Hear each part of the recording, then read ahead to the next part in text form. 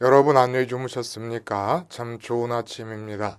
우리 2014년 3월 5일 수요일 말씀으로 드리는 오늘의 번제 함께 합니다. 골로새서 2장 1절부터 7절까지 말씀으로 같이 합니다. 우리는 5절까지만 같이 읽어보겠습니다. 시작.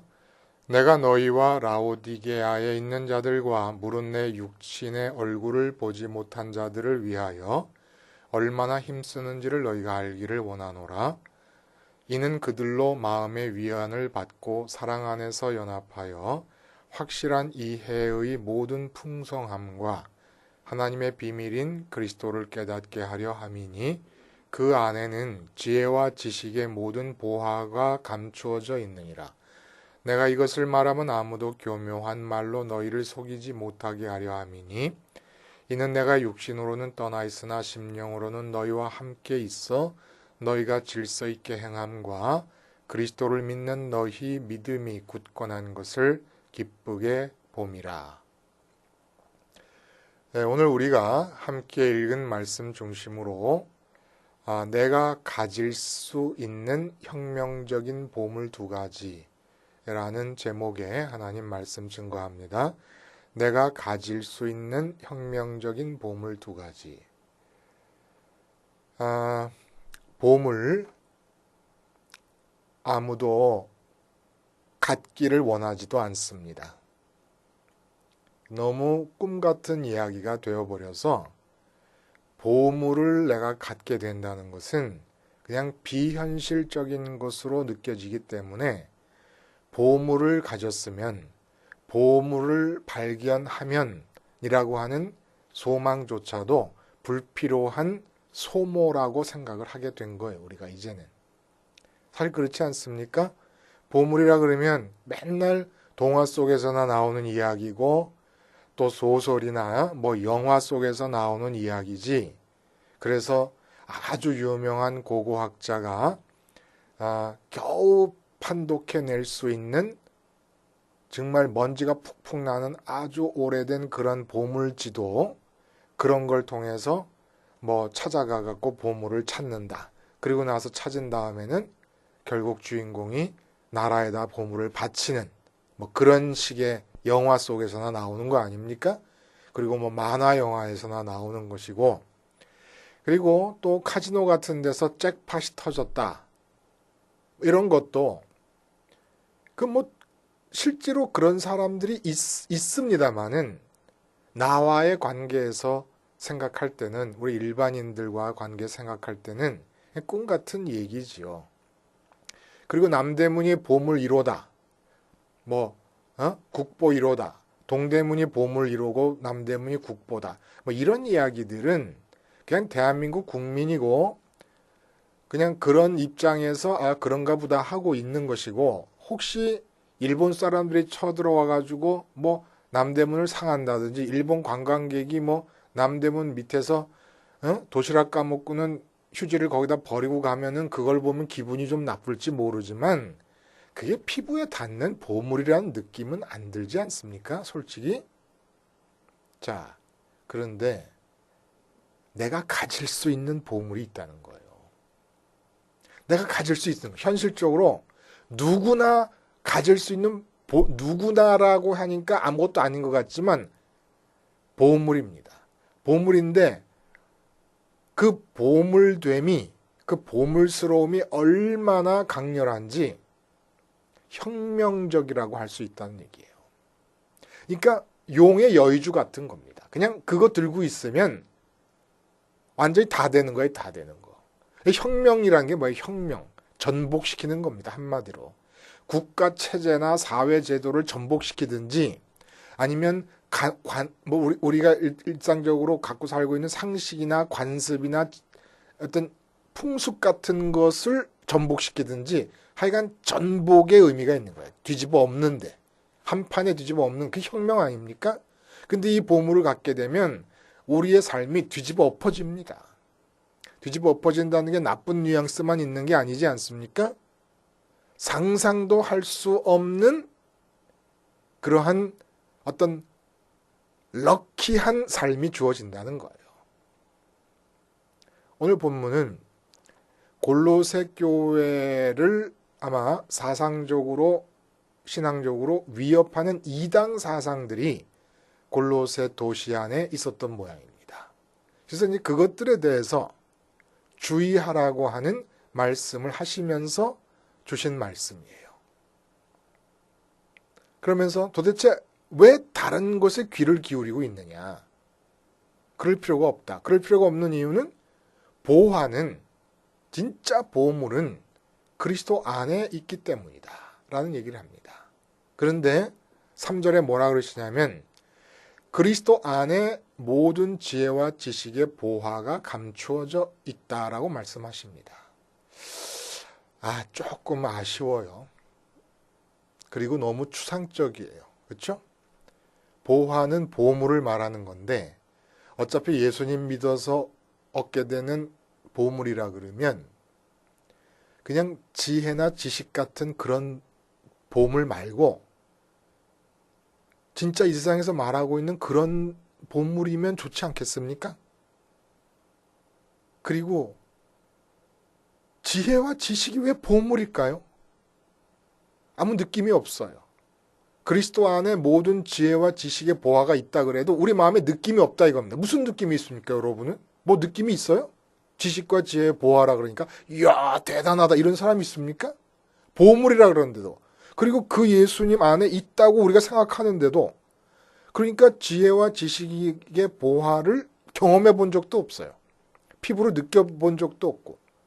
이 말씀을 읽으면서 그래 이게 안 나오잖아요. 그렇죠? 그리고 우선 급한 거는 지혜와 지식이 아니지 않습니까?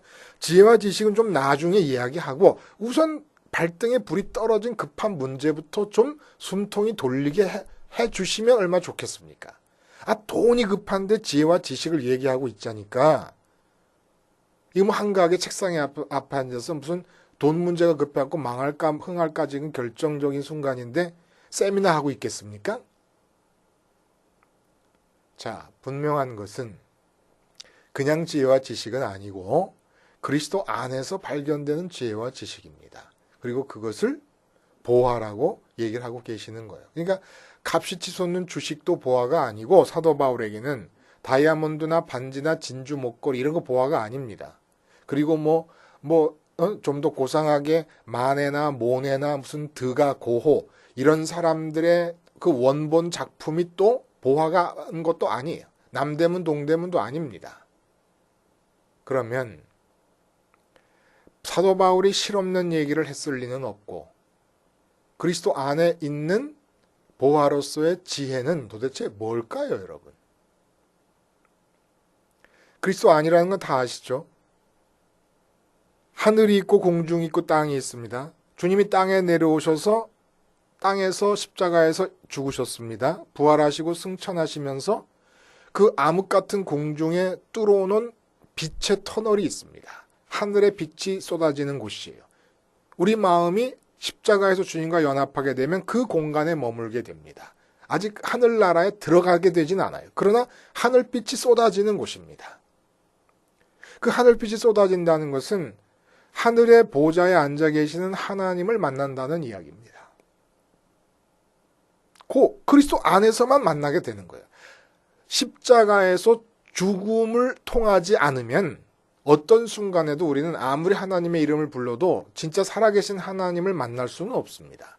오직 십자가를 통해서만 하나님을 만날 수 있는 거예요. 매 순간에 매일매일 오늘 만났으면 내일도 저절로 만나지는 게 아니라 내일도 십자가에서 죽어서 주님이 만들어 오신 그 주님의 영역 안으로 들어가야 하나님을 만납니다. 그럼 지혜는 뭐냐?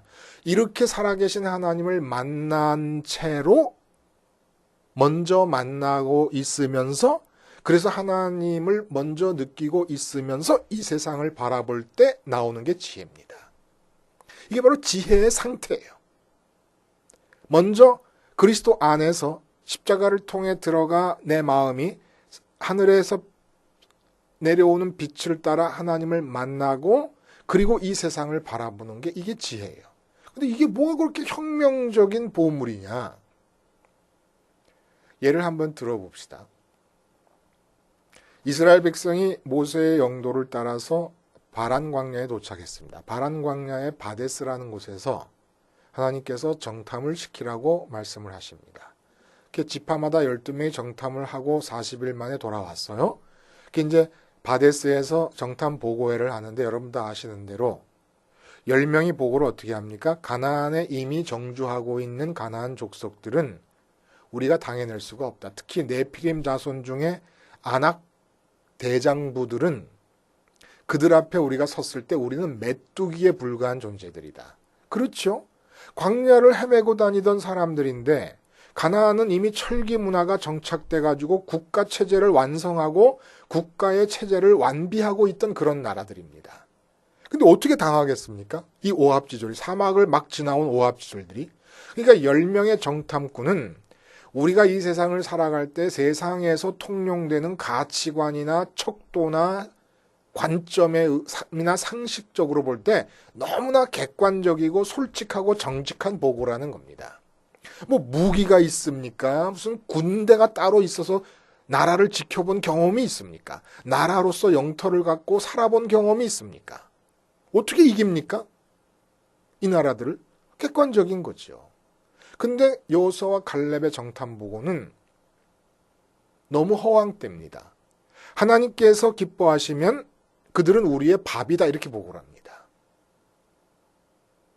이 허황된 게 현실이 된다는 거예요. 그러니까 혁명이죠. 혁명. 근데 갈렙과 여호수아가 다른 건 뭡니까?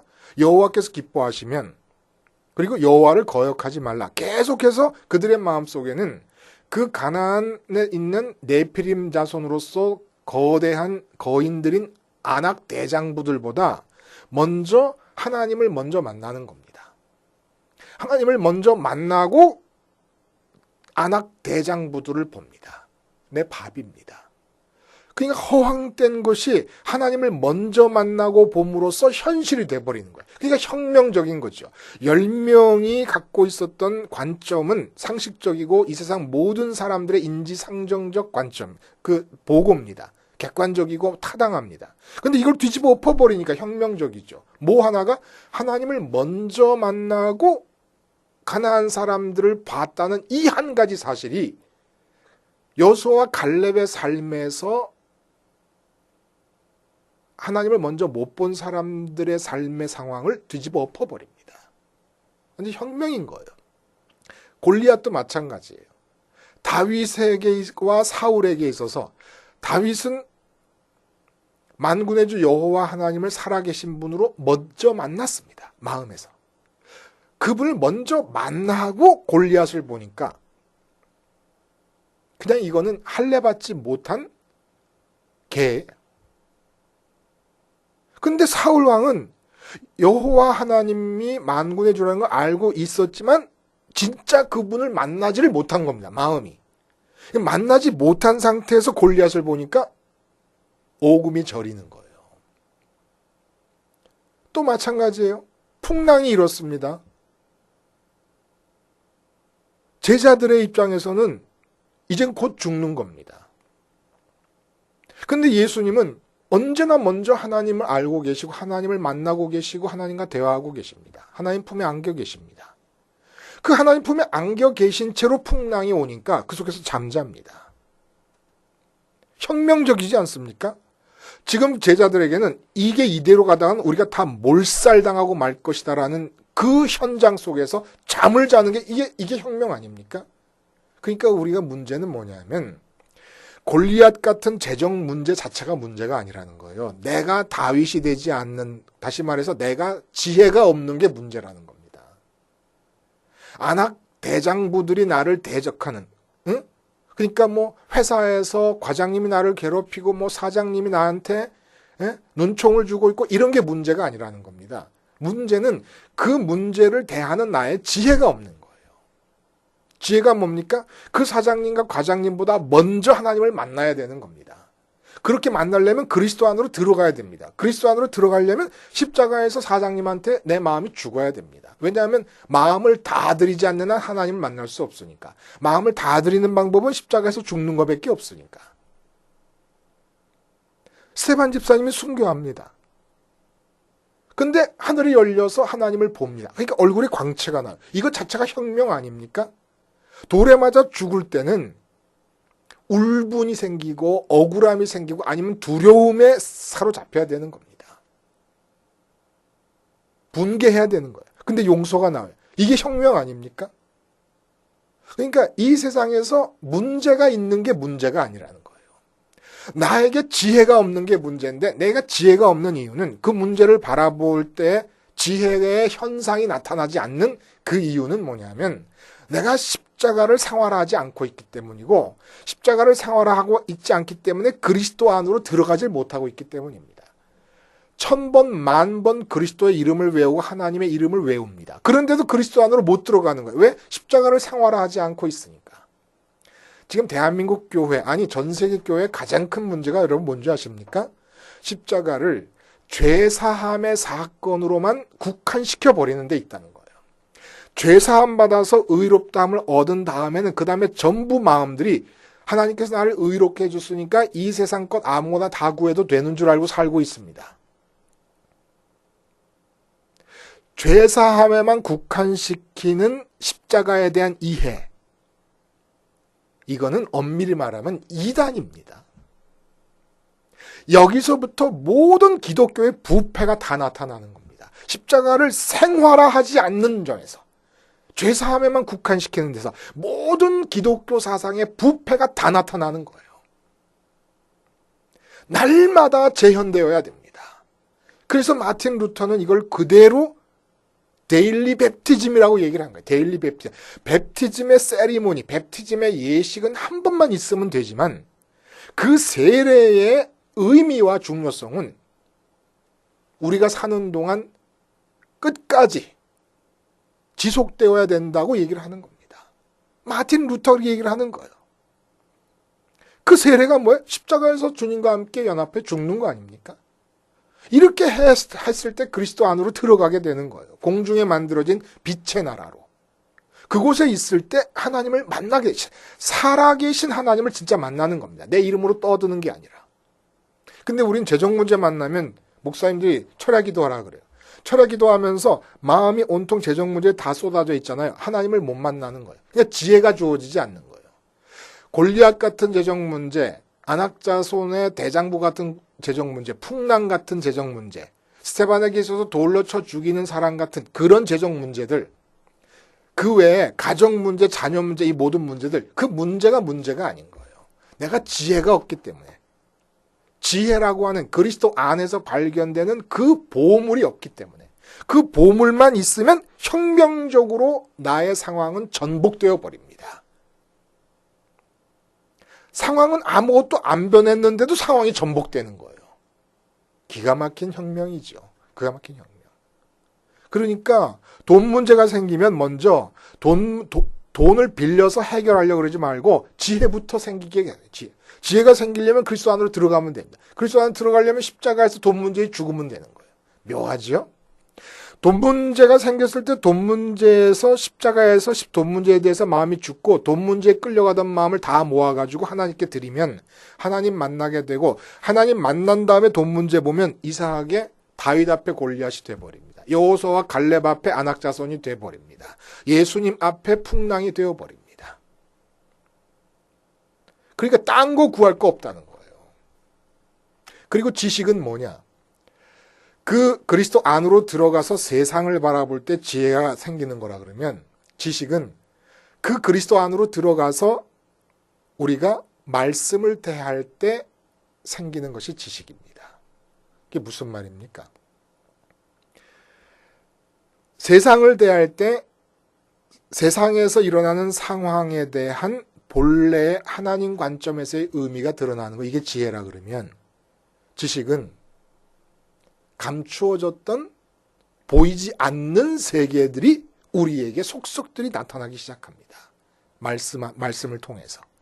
그 말씀을 우리가 그리스도 안에 들어가서 볼 때 그렇다는 얘기예요. 예를 들어 요한복음의 서론에 태초에 말씀이 계셨느니라. 이 말씀은 하나님이셨느니라. 이 말씀인 그리스도에 의해서 세상 만물이 다 만들어졌느니라. 이거는 추측이 아닙니다. 사색의 결과가 아닙니다. 요한이 예수님을 따라다니다가 예수님이 죽으시고 부활하시고 승천하시니까 그 예수님 따라서 마음이 같이 그리스도 안으로 들어가 버린 겁니다. 그리스도 안으로 들어가서 예수님의 공생애를 살펴보니까 예수님의 공생애의 삶이 뭐예요? 그게 말씀이에요. 말씀이 세 가지가 있는데 육신이 되신 말씀이 있고, 그러니까 예수님께서 공생애의 삶을 사신 것 자체가 다 말씀인 거예요. 그리고 기록된 말씀이 있고, 그리고 지금 제가 말씀을 전하는 것처럼 선포된 말씀이 있습니다. 근데 기록된 말씀과 선포된 말씀이 말씀답게 되려면 육신이 되신 말씀의 근거가 돼야 돼요. 그 말씀이신 그리스도를 십자가를 통해서 마음이 주님께서 만들어 놓으신 그 빛의 공간 안으로 들어가서 그리스도를 역으로 봅니다. 경험했어요. 3년 동안 경험했는데 십자가를 경험한 그 관점에서 바라볼 때 예수님을 바라보는데 그 예수님 외에 하늘이 열리는 거예요. 태초에 계셨던 분으로 보이는 겁니다. 그리고 아버지와 아들로서 영원전부터 계셨던 것이 보이는 겁니다. 이게 지식이라는 거예요. 사도 바울이 자기의 서신서에서 하늘과 공중과 땅이라고 하는 삼층 구조를 기본적으로 갖고 말씀을 전하잖아요. 이 삼층 구조, 여러분 24시간 뉴스를 들어보세요. 이 말이 나오나? 서울대학 모든 과의 모든 강의를 1년 내내 들어도 단 한마디도 하늘과 공중과 땅이라는 삼층 구조나 이 삼층 구조 안에서 일어나고 있는 일에 대해서 얘기하는 게 단 한마디도 없습니다. 우리가 얘기했어요. 만물이라는 게 어떻게 생겼느냐.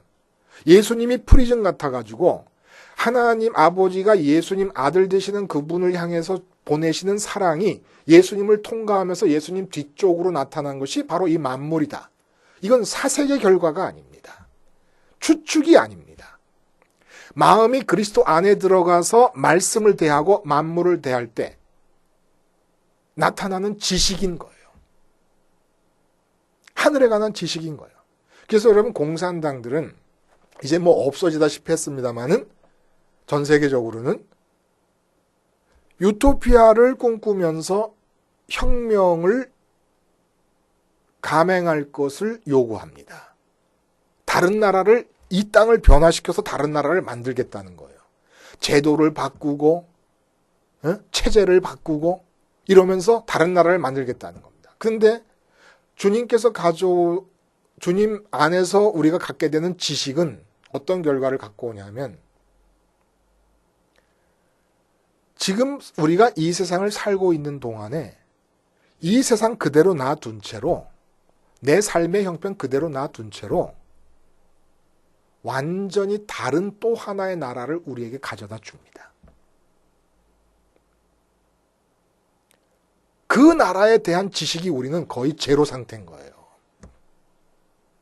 그리스도 안에 들어가서 말씀을 보질 않고 있으니까. 전부 마음이 돈 벌어야 된다는 생각에 잠긴 채로 말씀을 대하냐. 그러니까 큐티가 위험하다니까요. 큐티처럼 위험한 게 없습니다. 사업을 잘 해야 된다는 마음속, 사업의 마음이 잠겨 있으면서 성경을 봅니다. 사업에 대해서 십자가로 죽고 십자가 너머에 있는 부활과 승천을 통해 만들어 놓으신 그 공간 안으로 들어가서 말씀을 읽어야 그 말씀을 통해서 하늘나라의 모든 상황들이 내게 지식으로 전달이 될 텐데 우리 마음이 십자가에서 죽지 않은 채로 자식에 대해 죽어야 하늘나라가 열릴 텐데 자식의 마음이 잠겨 있으면서 성경을 보니까 사업에 관계되는 말씀을 전후 맥락 다 잘라내고 그냥 믿는 자에게 능치 못할 일이 없느니라 이런 말을 아무데나 다 갖다 붙여버리는 겁니다. 그러니까 마음이 이 세상에 머물면서 그리스도 밖에 있으면서 성경을 보니까 1독하면 뭐하고 10독하면 뭐하고 성경을 100독하면 뭐예요. 공산주의도 성경에서 나왔는데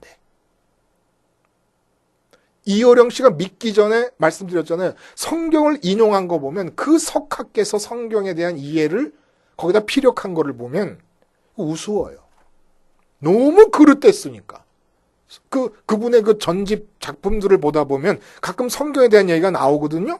근데 믿기 전에, 하나님을 알기 전에, 예수님을 믿기 전에 성경을 읽고 당신 나름대로 해석한 것들이 우스꽝스러운 일이 한두 가지가 아닙니다. 그걸 당신이 지금 믿게 됐으니까 지금 아실지 모르겠어요. 다른 나라를 얻게 되는 겁니다. 다른 나라를. 이게 진짜 부자가 된다는 거예요. 근데 하늘나라 하면은 내가 죽은 다음에 갈 거로만 알고 있지 하늘나라에서 무슨 일이 벌어지는지 아무것도 몰라. 요즘 우리가 말한 게 뭡니까? 아버지와 아들이 사랑하는 관계에 있다. 아버지의 사랑이 끊임없고 아들의 사랑이 끊임이 없다. 그래서 그 아들을 향한 사랑의 연장선상에서 예수님 뒤쪽으로 만물이 생겼는데 그중에서 인간만은 예수님의 자리에서 아버지를 대면하도록 요청받은 특권적 사랑받은 존재들이다. 이런 얘기들이 다 지식이라는 겁니다. 이런 얘기들이.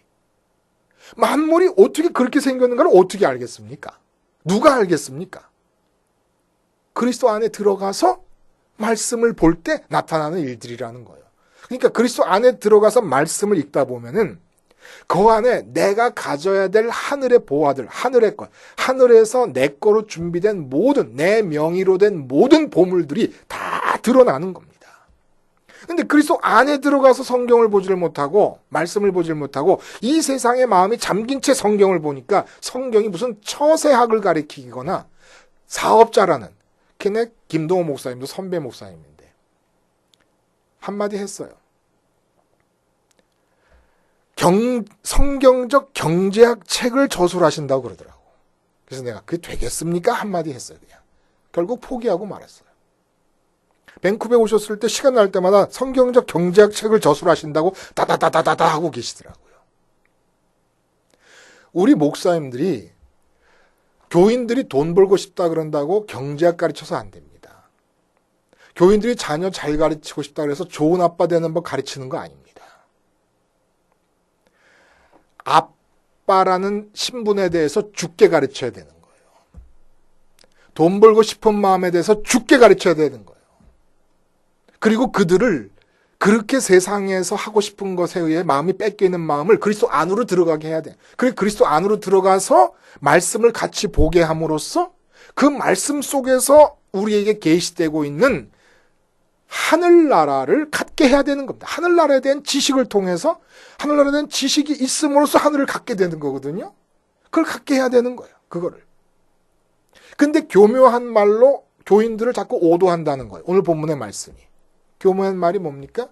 십자가를 생활화하지 않는 모든 말이 다 교묘한 말입니다.